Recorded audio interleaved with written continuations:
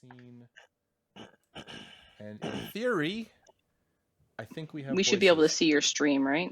You should be able to see the stream through Discord. Hello, I think we're live. I see us on OBS. I don't know if we're on live on Twitch. We're live. I don't have that opened. There we go. We are. Cool. Hello, everybody. I am here, myself, jourdo from dmNorthTV, and I'm joined by some special guests. Do you want to introduce yourselves? Sure. I'm Jocelyn, also known as Joss Stitch. And I'm Rob, and we're from Dice Station Zeebra. And dmNorthTV. Yes.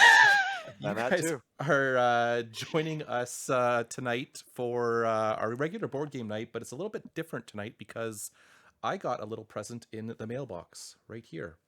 The What If Miniatures game from our friends at Wizkids.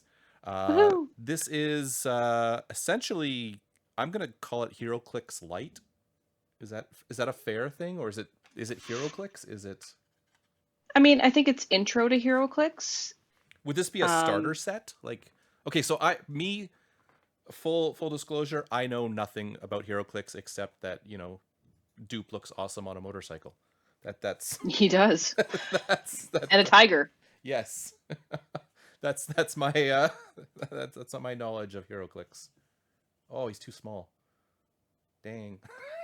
He's all right. You can kind of see him. They call that a peanut base, Matt. Well, there we go. I'm learning lots of things. So yeah, I know nothing about Heroclix. And as a person who knows nothing about Heroclix, is this a product that someone like me should look at? Absolutely. Or should I buy all the things agree, like Rob? you guys? Well, absolutely buy all the things. But you could start with this to see if you liked it.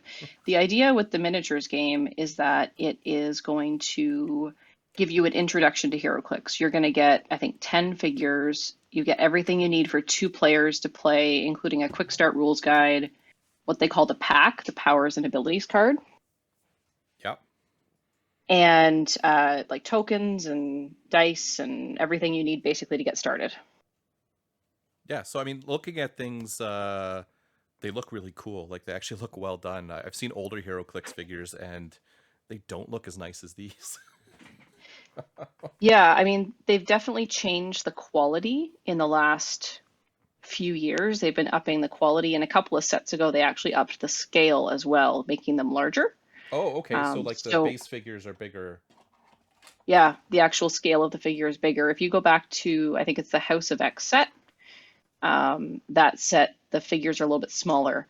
And it doesn't seem like it's that much of a difference until you put the 2 of them on the table together and you can actually see the scalable difference. Okay, well, I know. And I of do course, know, looking at this, well, you can't really see it yet. We'll get in there. There's one guy at the Hydra Stomper, I think it is. He's gigantic. Yeah, Hydra Stomper. He's just massive compared to all the other guys. Probably, yeah, that would make sense. So yeah, this is based off, obviously, the What If TV series on Disney Plus from Marvel. It's got pretty much a lot of the main characters from the series there. Why don't we kind of jump in and see kind of what's in the box? How's that sound? That sounds good, although... Yeah, oh, there you are. Yeah, we lost Rob for a sec, we lost but he's Rob back. for a minute, so we're going to try to zoom in a little bit here. There we go. There we go. Okay, so... Inside Can I also just say that we're super jealous that you have this in your hands? You've mentioned that 1 or 2 times. So I was, you know what, I was given a few options there for some upcoming games, and there's a lot of them that wouldn't really stream well, I didn't think. And this one came up. I'm going, that would stream well, and it might let me finally bend and say, okay, fine, teach me Heroclix. Yay! Because we've only been bugging to teach Matt Heroclix for like a couple years. 2 years, like since Memphis 2019. Yeah. Yeah. So, first thing we see here is we've got some lovely, lovely dice that are nice and stuck in there. I don't know the best way to show these off. Are you going to focus? That's good. Yeah. So typically they have the icon on the 6 side, which it looks like they do. Yeah. This is not focusing though. No, so but it is the Watcher, right? The Watcher symbol. They are kind of a reddish color, nice silver inset here. Mm-hmm. Focus, damn you. Anyway, that's the dice. They're quite nice. I have a set of Green Lantern ones, which I quite like. So we'll throw those over there. And we got the delicious silica gel. Yeah. Please don't eat it. And if I'm not mistaken, Jocelyn, these dice in this miniatures game are red. However, in the dice and token pack that is coming out separately, they're blue. They are, which is So, different from what we've yeah. seen before. So they've done something a little different there. So instead of getting, a repeat color of dice, you're getting something a little different. So why don't we come back to these guys, and we'll quickly look at all the other stuff. I know these are important. They're kind of like the core of the whole thing. Well, they're half of it. You need the cards. But... Yeah, we need the cards. So we got the instructions, which of course you guys have all read. Yep, that's the quick start guide. It is great to get you started, but if you wanted to get into anything a little bit more in depth, or you want to go to a local store, you'll want to get the comprehensive rulebook, which is posted on the Wizkids website. Download the PDF, which is searchable. So but this is a great way to get in. Looking through this, it was something about the actions. Mm-hmm. I thought it said you only got 3, and then I thought when I was watching Friday Night Clicks, it was like 5. Like, what's a normal Heroclix action turn? Like, how many actions do you get? Rob, you want to take that one? Sure, that depends on your point build. So if you're at a typical event at a store, like just an average event, it's typically about 300 points is your point build. So you get 1 action token per 100 points. I actually knew that. I forgot about that. Yeah. So, but your minimum is 2. So if your build is under, say, 200, you still get minimum 2. Yeah, and if you have anything special, like one of your characters has like leadership ability, that would buff you for one action point. Okay. You would add 1 to your action point total. Okay, so it depends on what your build numbers are. Okay. Yep. Right. So here we've got, these are the scenarios. Why don't we do this? And of course, each figure has a point value assigned to it. And you just add up all those points for your build. Sorry, guys, this is not focusing. Oh, there, that's focusing. You almost had it. I had it for a minute. Anyway, these are the scenario cards here. I think this is kind of the overall story as what's happening here. It sounds like they're going with kind of a Watcher versus Doctor Strange thing here, because that seems what the teams are set up. Yeah, and the story's a little different. So in the previous miniatures games, there's a Wonder Woman 80th anniversary, and there's an Avengers Fantastic Four Empire. There's no story, just scenarios. Oh, so they're actually building a story in this one. So this is different too. Yeah. Then. That's kind of cool. I mean, the scenarios take you through, and depending on who wins and who loses each scenario, it does tell you a story, but there isn't a story card. So the story card is new. Okay. So, and this is different scenarios. So we got, A, B, C, D, E, F. We got quite a few scenarios here. And they kind of walk you through how to set up. We're going to focus on this one, the first one. It looks like it's a fairly simple setup, but we'll get into that when we get there. But there's quite a few things to go through there. Where can I put that where it's not going to be in the way? We'll go over here. I really like the scenarios as a great way to get sort of into the game. I have a feeling it's kind of this is how you're going to learn the game. We're going to start with a really simple one, and then we're going to work our way up.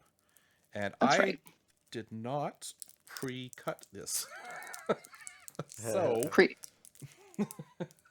pre-cut? Enjoy the blank screen for a minute. Oh, it's wrapped in plastic. Well, I find something to open this with. Oh, I forgot to go through the other stuff. Okay, so we've got a whole bunch of map tiles. I guess I didn't move through the other stuff in the bag here. That's okay. These are actually pretty hefty. Like, these are a good size. Do they fold out, Matt? No. They're... Okay. I think this is the one we need for our scenario. Yeah, it's got nice. I mean, it's got your basic stuff. I guess we can kind of go over them when we get into there, what the different like symbols mean. Yeah, what the colors are. Yeah, but it's like all on that one that's in your hand there, and your what looks like your left hand to me, with the green and white lines on it. This one. Yeah. Those are called hindering terrain. Yep. So it's you can walk through it normally and everything like that. But if you, for example, are a character with stealth, if you're in hindering terrain, other characters can't draw a line of fire to you. So this is kind of like your basic like zombicide setup for me, for a player like me. It's basically put these together and it makes something. Yeah, it's pretty close. Yeah. Now, there's some mixed opinions about the map tiles. I like them because you're not dealing with folds in the paper map. Yes. Right? That's why we always use acrylic. We have like these acrylic sheets that we put on top, just to sort of make everything smooth. But I guess the downside of the tiles is that you have to, well, they're maybe harder to transport. You have to assemble them, and maybe they come apart a bit as you're playing rough with the game, I guess. But I like them overall. I like them. So I like them from a board gamer perspective. Yeah, absolutely. I'm not a Heroclix purist by any stretch of the imagination. So, that's cool. I like they did a really good job with the art on it. The art is cool. Actually, why don't we just go through them real quick? Might as well. We got them here, right? So that is awesome looking. Is that, what do we use here? 1A. No, that's not it. Yeah, scenario 1 is interesting. This is the first time I've seen a scenario that only uses one map tile. Well, I was a little worried about that when I saw it. I'm going, is that going to be a problem? Is that going to be? No, I think it's fine. I think it's good from a learning perspective. Yeah. But it's a pretty small area, but it's good to learn. It is, and it's like when you start with a whole map, thinking about that as a new player, it can be overwhelming because you've got to cross the map to your opponent and then start battling. And starting with a smaller space would be pretty cool. I think about like back in 2019 when they did that X-Men Dark Phoenix Saga Heroclix set, and they had the OP for 3 months in a row, and the first month you had like a smaller map. It had different starting areas, Rob. I'm trying to remember that now. And then, because the first month you only made a 200-point team, and then the second month you made a 300-point team, and then the fourth month you made a 400-point team. Oh, right. This one kind of sucks from a visual perspective because the gray just blends in here. Like on stream, you cannot see it at all, and even in person, it's rough. That's interesting. That was a bad color choice. Yeah, it looks like it. And then, like I said, I think this is the one we need for ours. But I do dig the art, so I'm gonna leave that one out because I think that's the one we're gonna need. I'll move that a little out of the. The tile numbers at the bottom right, I think, right? Yeah, 1A. Let's look at the rest. I think that's the one. Let's just look here. Yeah, tile 1A. That's where we need to go. Let's look at the rest of the goodies in here. A lot of them punched themselves. They just fell out. So we've got Infinity Stone tokens. I don't know what those are. Obelisk. I assume those come up in scenarios. I don't think we need any of these for any of this. For this. Not for the first scenario. No. But the first scenario looks like it's just figures. Yeah. Yeah. So I mean, lots of tokens that have stuff on them. Yeah, there's probably objects in there, Matt. We won't use objects because they're not in the scenario, but. And for some reason, we have more Infinity Stones because you need more than one of each. Who knows, right? This has got a story to it. Oh yeah, I guess multi-dimensional, right? Yeah, it's possible. Yeah. Okay, I was being a jackass, but I apologize. That makes sense. I mean, I didn't say that, but if you wanted to say that. I don't know what a reset token is. I saw at the end of the scenario, you get awarded a reset token if you win. I think that's what I read. Yes. Okay. Oh, hang on. Yeah. I almost went to the wrong thing there. So we'll see what that is. We've got, again, I don't think these are going to come into play, but we've got barriers and smoke and debris and special. So I guess these all just play a part in the game here. Yeah, they play a part in Heroclix in general. So there's certain characters that can generate these things in game. And I'm guessing just by looking at like the smoke token, like it's got that dotted line you were talking about, that hindering terrain. Yep. So that's kind of, I suspect that's it creates hindering terrain. That's right. Okay. And usually additional effects too. I'm just gonna punch them because as I touch them, they're falling out. So yeah. These are not... You might as well. Yeah. Another reset token, and these might be the objects you're talking about. A toaster, a record player, a computer, a frying pan, a wrench, and is that a drill? random. Probably.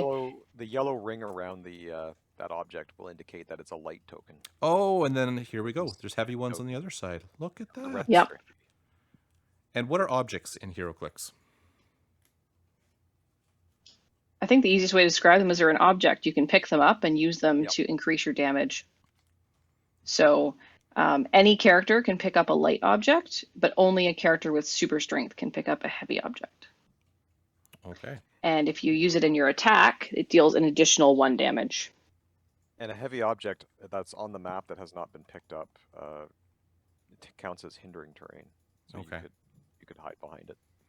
And these are, I assume, to keep track of how many actions you use, but I hear that the cool kids use poker chips. You betcha. So I'm going to just throw those away. Into the garbage they go. In the recycling bin. The chips fit so nicely under the bases of the figures, so... yeah, they fit perfectly. Let's go back here. And then we've got, I heard you call it a pack? A pack. Yeah, powers and abilities card. I was reading through this last night, and I'm going, I don't know what any of this means. Because again, I watched the Heroclix streams, and you guys are saying things, and I'm going, blades and claws. Okay, that means something. Yeah. They're all just different types of powers, Matt, and you're gonna get the hang of it as you go along. Rob and I have been playing for a while, and we still refer to the pack on the regular. But I'm a little more comfortable now, so I know exactly where you're at. When I first started playing Heroclix, I was super overwhelmed. Yeah, and it's a little overwhelming. We stopped playing it. I said to Rob, I don't want to play this game. It's too complicated. So we'll see how that goes. So we did the rules, and then the obviously the cards for all the dudes. So what's cool about the miniatures game is that the scenarios have all the characters, and all the characters actually have 2 dials. So there's like an entry level dial, like a beginner's dial, which is the A dial. So is that common for all Heroclix characters, or? No, it's just part of what happens with the miniatures game or in certain starter sets. Okay. Because these are the A's and these are the B's. Yeah. Okay. So it's the same figure, and they just use different click numbers. So you can see on the A's, they start on click number 1. And on the B's, they're going to start further down the dial.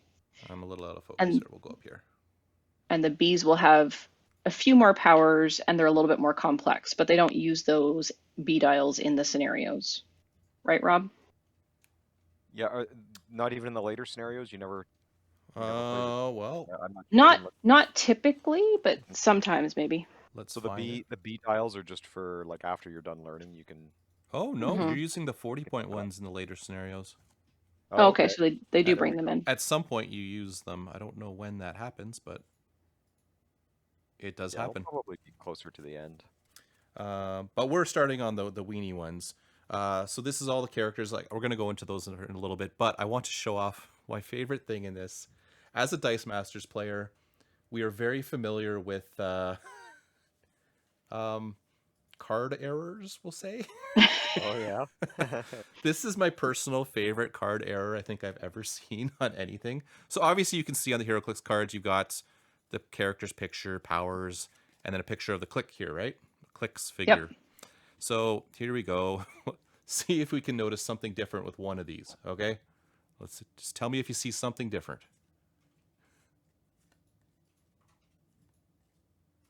Let me know when. Okay. You see something different on that card? I see something missing on that card. Yeah. Thor has no picture. To be fair, it was probably one of the worst episodes of the of the series, but I didn't think it deserved no picture. So interestingly, typically the backs of the cards have the source art. This is the first time where we've seen it just having the actual figure. Oh, maybe because it was a TV series and they weren't licensed for that. And the other thing that I found interesting is the titles. Gamora, daughter of... blank. Nice. So weird. I'm pretty sure there's supposed to be a Thanos there. Even in the Disney Plus set, where I'm sure that they had extra quality control. Yeah. Yeah. There's Ronathan's calling it Invisithor in the chat. Invisithor. Yeah. I was, well, when I was first flipping through it, I go, oh, they include a blank one. You can make your own or something. I go, that's kind of cool. And then I flipped over going, oh, wait, that's Thor. Okay. Poor Thor. Poor Gamora. She's just a daughter of somebody. So why don't we go through the characters here? Now, my camera setup is not going to allow me to do this, so we're going to go to some pre-production things. And why don't we work our way... we'll just start at the bottom here. Okay, as I was saying, here's Black Widow. Again, I'm not a Clicks player, so I look at this and I'm going, I mean, the sculpt's cool and everything, but why do I care? Is there anything that stands out for you guys? So I don't have all of the cards because you only scanned some of them for us, Matt. Well, I can read off stuff too if you need me to. Yeah, so the 40-point Black Widow, you see how on her attack power, that's her movement power, which is the top one. The foot is the movement. Yep. The fist is the attack. The shield is the defense. And then the burst is the damage. Yeah. On the 40-point dial, she has a black square around a white background, which is considered a special power of some sort. Stealth. Whereas everything else that's a colored power is a standard power. So this character has stealth. They have incapacitate, combat reflexes, and super senses, which are pretty standard powers. But then there's something special about that movement power that she has. The white one, you mean? The white? Yeah. Okay, yeah, that one says running shot stealth. Okay. So that's giving her 2 movement abilities at once. Running shot, which means that she can move half her movement and then shoot her full range. And she also has stealth at the same time, which means if she's in that green and white hindering terrain we talked about, opposing characters can't draw a line of fire to her unless they are adjacent. So it gives her both of those things at the same time. Other than that, nothing too exciting with the Black Widow? I mean, she's pretty hard to hit on her first click both ways if she's up close, because that combat reflexes gives her +2 to her defense. So she would be a 20 defense against a close attack, or an 18 against a range. Mike Rob, says, anything you want to add? I noticed too on the 40-point version, the damage starts at 3, which is better than the 30-point version. But the 30-point version, as she clicks down to the lower end, she increases her damage. So that's interesting. Yeah. The other thing that's interesting is that her 30-point dial, next to the range, which is 4, you see that 4 above her movement? Oh, yes. Yeah. Mm-hmm. She's got 2 targets. 2 bolts gives her 2 targets. But on her 40-point dial, she only has 1 target. So I don't know if that's a misprint or if they intended it to be that way. But the two bolts means that she could incapacitate 2 characters with an attack, which means gives them an action token. That works for range and close. But I noticed if you look at the figure at the base of the figure, there's 2 bolts on there. So maybe it is a misprint on the card. Maybe she's supposed to have 2 bolts on both dials. I don't know. Possibly. I don't know. We can actually look at the live. No, the 2 bolts are there on her click. Yeah. Because the 40-point version, why would it go down to just 1 target instead of 2? It doesn't. Yeah. I think it's a misprint. But the one thing I will say about Heroclix is that there will probably be errata on release day. so they will have corrected Wizkids this. Is consistent, is what you're saying.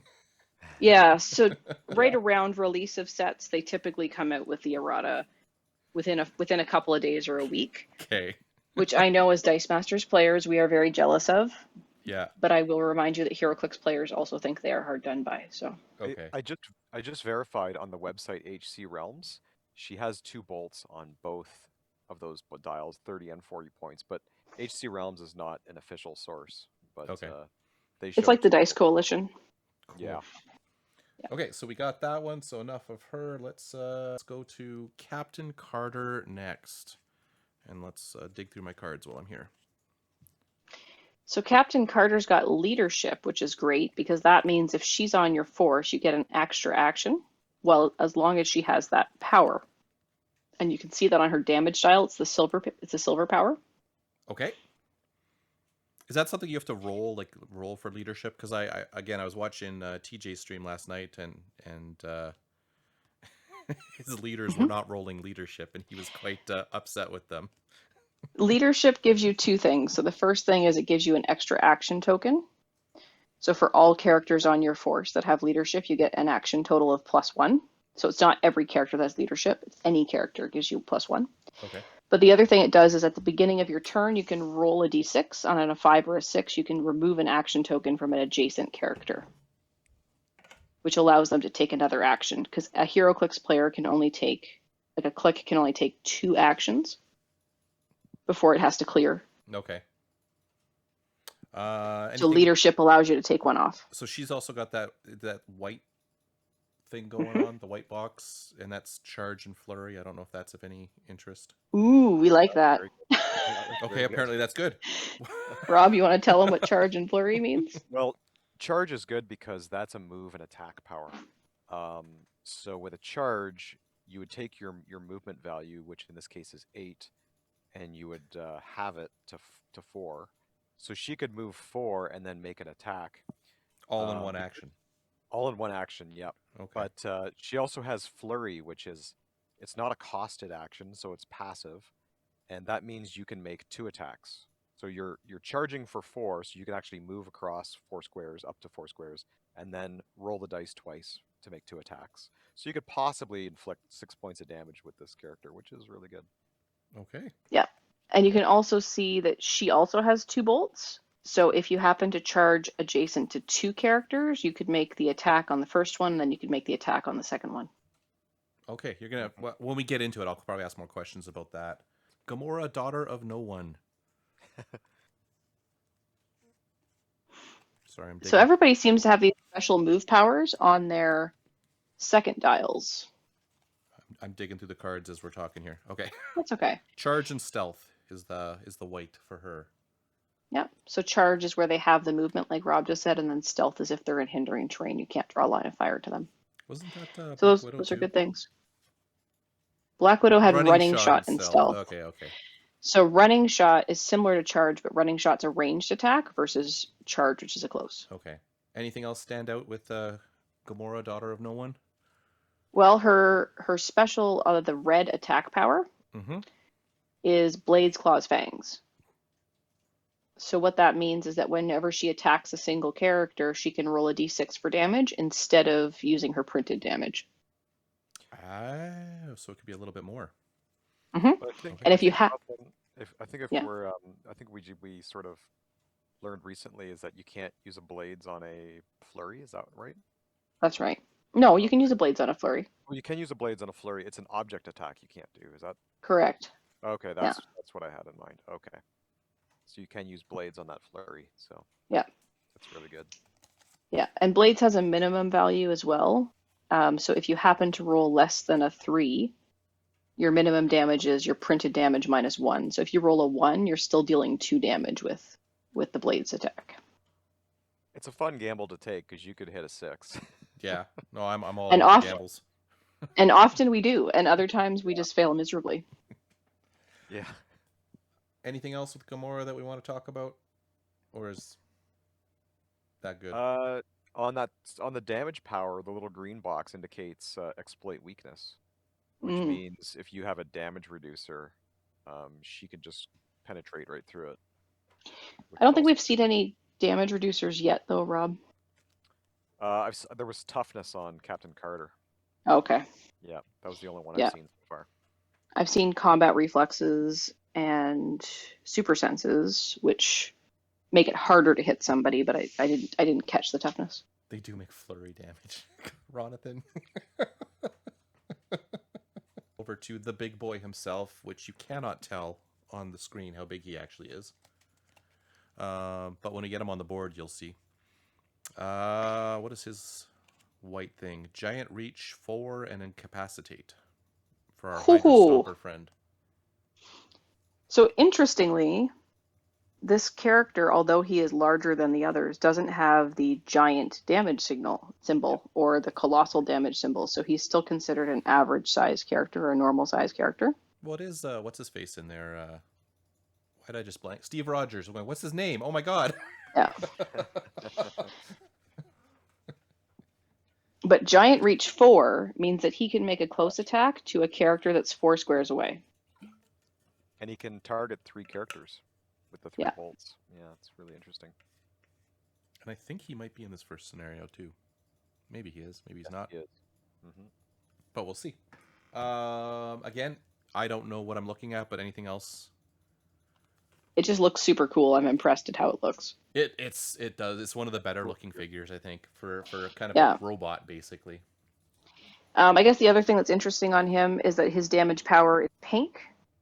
You can see he's got that pink power on his damage dial. Yep. That means empower. So that is, if he's adjacent to another character making a close attack, they can increase that other character's damage value by 1. Okay, so keeping your guys together can sometimes be helpful.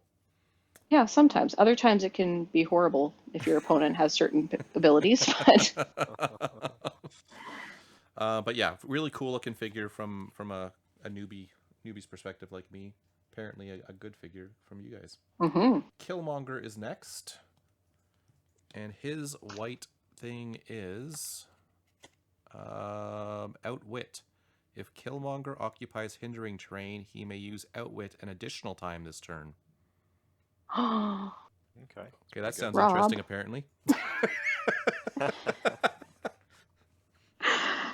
So Outwit, I like Outwit. Outwit means that if you're within my range, I can take one of your powers away. Oh, so he can do it twice? So if he's in hindering terrain and he has that special white power, he can do it twice. He can take 2 powers away from someone. Well, it says he can use an additional time, so he could actually target 2 separate people at different points of the turn and remove something from there. Is that something you have to roll for, or you just do it? You just do it. So this is kind of like a shrieky guy. Kind of, yeah. Okay. Yeah. I noticed something about his dial on the actual figure base is they got the point values wrong. So if you look to the right of his name, where it just says it's Killmonger, and when the point values come around, it says 60 and 30, I believe. It does. Which doesn't match the cards, so there's another whiskey there. We know it's a 40. Dear Lord. They're all 30 and 40. The 40, 30, yeah. I love you, Wizkids, but come on, guys. Yeah, how much more effort would it have taken to proofread those? Oh my god. I'm impressed you saw that, Rob, because I can't even read that. I didn't look that closely at it. I just, set them up and took the pictures. Okay, so that's poor old Killmonger. And now, Mr. Blankety Blank himself, Party Thor. Party on, dude. I mean, look at his hair. Look at his flowing hair. He is pretty. Right? He's got flowing hair. He's got a flowing cape. But he doesn't have any, magical powers like everybody else. No, but he doesn't need them because his dial's awesome. Okay, well, tell me why. Tell me what an awesome dial is. Well, what I... Yeah. Go ahead, Rob. I look at this and all I see are numbers and colors. Well, the attack power is a solid blue color, and that's penetrating damage, so that's at range. So that's pretty good. So basically, he goes through all damage reducers. Oh, so he's gonna hit you no matter what. Yeah. If he hits, he's doing damage. Yeah. Okay. Yeah. So this one has toughness again. So you can see that on the 40-point dial, it's got the orange on the shield. Mm-hmm. That's toughness. So that would normally reduce damage by 1. But if Thor is attacking someone that has that, it doesn't matter. It's like toughness doesn't exist. We just penetrate right through it. Yeah, I've heard the term penetrating damage before, and I never really understood it. I guessed it was bad. Well, good. Good if you're the player using it. Bad if you're the player on the receiving end.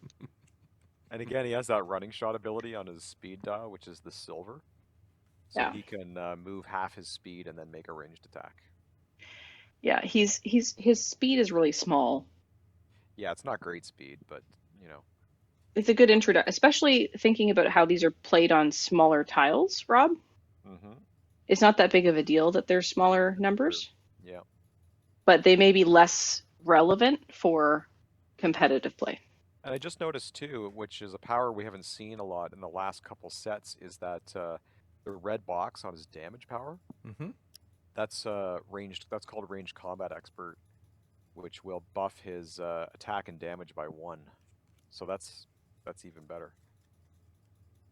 So he's penetrating and getting a buff on his damage and attack value. Cool. So that's Thor, and I'm just looking at the picture here, and I'm going, oh, look at Mjolnir's kind of droopy there. Yeah. The hammer's bending. Yeah, it's heavy. Anything else that we need to know about Thor, or are we good with the... No, we can move on, I think. We're on to Star-Lord. The other Star-Lord, not the one we know and love. Yep. T'Challa. Again, we don't see the special power thingy, but I'm guessing there's a reason for that. Yeah, on his 40-point dial, he has hypersonic speed, which is a power we also haven't seen in a while because it was benched for a while. They took some of the powers out of Heroclix temporarily as they were relaunching the rules. So on clicks 10 and 11 with a 6, so hypersonic speed means he can move. He can make an attack of either ranged or close, and if it's a close attack, he would break away and then could continue to move up to his total 6 in total. So he could move 3, attack, and then move 3 again. So there's slightly more complicated powers in here. Yeah. Again, that's on the 40-point dials. We wouldn't see those till the later scenarios, I believe. Yeah. What's the pink on the attack power, Rob? Is that Precision Strike? Yeah, that's been benched for a while too, I think. Yeah, so Precision Strike just means that the damage can't be reduced below 1. And if your opponent has super senses, which is the red on the damage dial, red on the defense dial, sorry, we've seen that a couple of characters, they reduce their super senses roll by 1.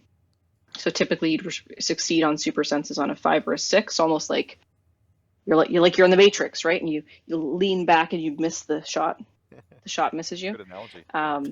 Yeah, but if you have Precision Strike, that roll, you have to roll a 6 in order for it to succeed. And if you don't roll a 6, the damage can't be reduced below 1.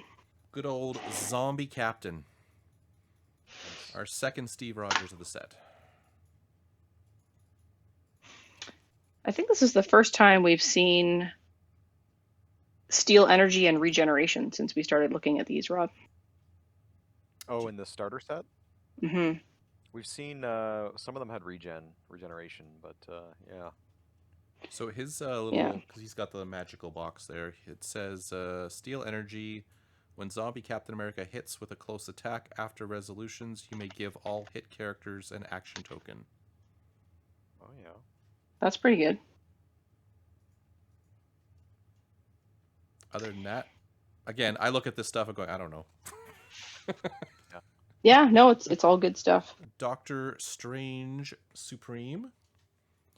The white, what does that say?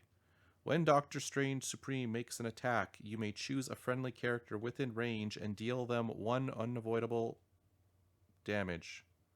Nice. Wait a minute, you may choose a friendly character. Oh. Yeah. But then it gives, yeah. Okay, if he did, Doctor Strange Supreme modifies damage +1 and may make an attack as if he occupied the square of the chosen character. Oh, okay, so that's a little more complicated of a power. Yeah. Yeah. But it's cool. I mean, that's on the B side, so obviously that's not going to come up in this game, but... So essentially he would bounce to... He's going to hit somebody, and then hit a friend, and then hit someone from the friend spot? Yeah. I think he hits the friend first. Yes. So he hits the friend first. They take 1 unavoidable damage, which means it can't be reduced in any way. And then he can make his attack as though he was in that square, and his damage is increased by 1. So there could be a reason to do that. That's interesting. It's actually a really cool looking figure, too. I like this one. I was just thinking it looks very much like Benedict Cumberbatch. Yeah. Actually, it does. It's a well done. It's a really well done sculpt. Yeah. Anything else on this guy before we get to probably allegedly the most interesting one of the group? This one has probability control on his last 3 clicks of both of his dials, which I don't think we've seen yet. I know what that is. It's like re-rolling something. You got it. So once per turn, you may re-roll a target character dies attack roll or breakaway roll. They have to be within range and line of fire. And so he can do that once per turn, once on your turn and once on your opponent's turn. Benefit crinkle fries. maybe one other thing we should talk about is team abilities. If you notice on the base of this figure, there's like an Ankh symbol. Oh yeah, I didn't include that in the graphics. I'm sorry about that. And that indicates that he's got a team ability, and this one is called Mystics. Mystics. And it doesn't. Oh no, here it is. Team ability Mystics. Each time this character takes damage from an opposing character's attack, after resolutions, deal the attacker 1 penetrating damage. Uncopyable. Yeah. Is that a standard Mystics thing? Yes. So all Mystics have that same ability. Yeah, any character that has that Mystics symbol on their card or on their base will have that ability. And what's been really good about the last few sets is they've actually started printing the definitions of the team abilities on them. Because before that, I never used them because I couldn't remember what they were. You'd have to carry around a sheet with all the printouts of what they did, but now they have them on the card, which is... It's funny, they actually only have it on the one, not the other. I think this is the first one I've seen that has a team ability, but I could be wrong. No, but I mean... Well, the next one it is on printed on both cards. Sorry, it's the next one where it's only printed on one of their cards. That's another typo for you. Yeah. Interesting. So it's nice when they're printed on the card, but even when they're printed on the card, sometimes I still forget. The Watcher. Now, first off, he's got a little silver ring around his base compared to the other guys. Does that have any significance? It sure does. What is that? He's second place because he got the silver. Do you got this one, Jocelyn, or you want me to talk about it? You go ahead. I've been talking a lot. So the silver ring means it's a unique character, and that means you can only have one Watcher on your team, so you couldn't use multiple versions of this Watcher if you had multiple versions. But I could have multiple party Thors on my team if I want. Correct. That's right. If you had 5 of them, then you could put, up to your build total. Yeah. Which still breaks my brain, jourdo, because we can't do that in Dice Masters. No, that's problematic. I still think it's the weirdest thing. But yeah, so when you have a character with that silver ring, like Rob said, you can only have one of that particular version of that character on your team. Okay, so obviously the base is interesting. The sculpt is incredible. Like on screen, it looks really good. In person, it looks amazing. But I've heard that the dials are kind of interesting, and the Watcher has an ability that's kind of something. Yeah, so that ability is only on his B dial, right, Matt? Yes. The 40 point. Okay. So do you want to even talk about the A dial? Well, sure, we can talk about the A dial. There's a couple of things on there we haven't seen yet. That's the 30 point dial. Yeah. The 30-point dial has telekinesis as the attack power, which means that he can take a friendly character and place it within, because his range is 8 squares in line of fire. So he can move a friendly character, and then the friendly character then move an attack. So that's pretty cool. He also has perplex on his damage dial, which means that he can take a character within range and line of fire and either increase or decrease one of their combat values. So he could say, I'm going to give this character that's next to me an increase in his any damage, any value except damage, so maybe attack, and then throw it 8 squares away. At which point that character can then make a costed attack. And it has an increase to its attack value, so that's pretty cool. The yellow power is called Defend. And what that means is any character that's adjacent to him has their defense value replaced with his defense value. So if you have a character that has less than an 18 or a 19 or a 20, depending on what click he's on, that character would get the same defense value as the Watcher, plus if they had any other improved defense powers. So we looked at someone that had combat reflexes. So if they were next to the Watcher when the Watcher was on that click 11 where he's 20, they would become a 22 defense. So there's a question in the chat there from KK Simons. The figure comes off the dial, or just different figures altogether with different dials? So the figure does not come off the dial. These figures have 2 dials essentially. If you clicked them from click 1 to click 6, they have a different dial version. Does that make sense? Different numbers? Yeah, the dial is 12 clicks long, so it just depends where you start. If you look at the 30-point dial, you start at the green line, and then the 40-point dial starts at the red line, which is click 6. That probably is an easier way to explain it. Just depends on what point value you're playing it at. And in scenario A, I believe it's all 30 points. Everything's 30 points, yeah. And the point value corresponds to the the line, right? So you can see the green point value is 30, and it has the green line. How it is. So did you cover everything else on the 30 So, point guy? Yeah, so can you read the trade, Matt? That's on So, the 40 okay, point dial. I am not a Heroclix player, and I read this, and even I'm going, holy shit. Okay. This is it's just like an ability he just has, right? Yeah, it's called a trait, so it always exists there. Okay. And it can't be outwitted. Okay, so the Watcher's lines of fire are never blocked. So he can hit you anywhere, no matter where you are. Correct? That's right. And that would also apply for any of his powers. Okay. Like telekinesis or outwit. And then this is the part I read. I'm going, huh. Okay. At the beginning of your turn, you may turn the Watcher's dial to any click. So that seems good. Yeah, it's really good. You can just I want him to be this.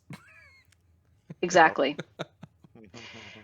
And there's no qualifier. There's no he takes unavoidable damage, or at the end of your turn, turn him back to this click, or once he's been on that click, he can't be on that click again. Like, there's no qualifiers. Yeah, so okay, from a player's perspective, you're a Heroclix player, both of you. Let's talk about that guy. Let's talk about this. It's pretty crazy. The first thing that comes to my mind is if you can put him. So you said it's at the beginning of every turn. Is that right? Yeah. Beginning of your turn. Beginning of your turn. So depending on what you want to do with this guy, let's say someone gets in real close to him, and at the beginning of your turn, you want to make a close attack. Well, if you look at his 40-point dial, on his last click, he's dealing 3 damage, which is pretty high. Mm-hmm. So if you decided you wanted to attack with that level of damage, then you're putting him on his last click, which means on your opponent's turn, he might KO you. He has to hit a 20, mind you. The defense value is a 20, but it would only take 1 point of damage to KO your person. But if you left him obviously at click number 6, let's say, you have to do like 6 points of damage, I think, to get this guy out. Well, essentially, at the beginning of every turn, you can like fully heal him if you wanted to, right? Yeah. Yeah, as long as he didn't get KO'd in the turn. Absolutely. Yeah. That's interesting. Yeah. I'm going to be curious when you guys like start playing with this kind of stuff.